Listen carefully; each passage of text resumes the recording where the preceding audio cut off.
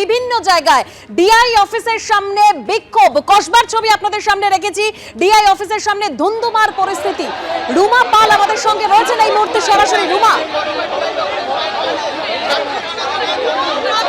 দেখো, কসবার ডিআই অফিসের সামনে আমরা দেখতে পাচ্ছি আন্দোলনরত যে শিক্ষক শিক্ষিকারা, এবং তাদের বক্তব্য যে তারা ভলান্টিয়ার সার্ভিস দেবে কেন, অযোগ্য আলাদা করতে হবে। এবং সেই সুবাদে আমরা দেখতে পাচ্ছি যে এই চিত্রটা দেখতে পাচ্ছি যেখানে কিন্তু শিক্ষক শিক্ষিকারা কিন্তু এখন আন্দোলনমুখী হয়ে উঠেছে, এবং তারা এই ডিআই অফিসের যে ব্যারিকেড রয়েছে, পুলিশের দেওয়া যে ব্যারিকেড রয়েছে, সেই ব্যারিকেড টপকে ভেতরে যাওয়ার চেষ্টা করছে।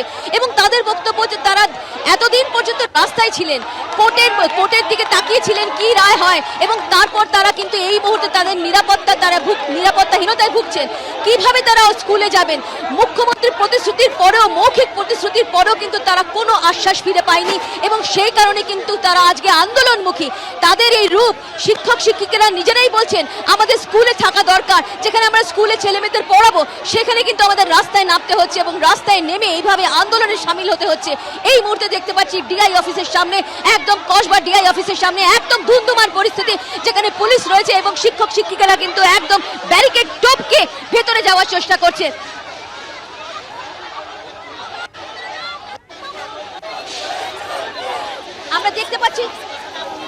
আমরা সেই ছবি দেখতে পাচ্ছি, একদম ডিআই অফিসের সামনে একদম ধুন্ধুমার কাণ্ড, এবং পুলিশের নিরাপত্তা যদিও ছিল কিন্তু তা সত্ত্বেও সেই নিরাপত্তার ব্যারিকেড ভেঙে দিয়ে কিন্তু যারা এখানে শিক্ষক শিক্ষিকারা রয়েছে তারা ভেতরে যাওয়ার চেষ্টা করছেন, এবং ভেতরে যাওয়ার চেষ্টা করছেন কারণ এটা আন্দোলনের প্রতীক।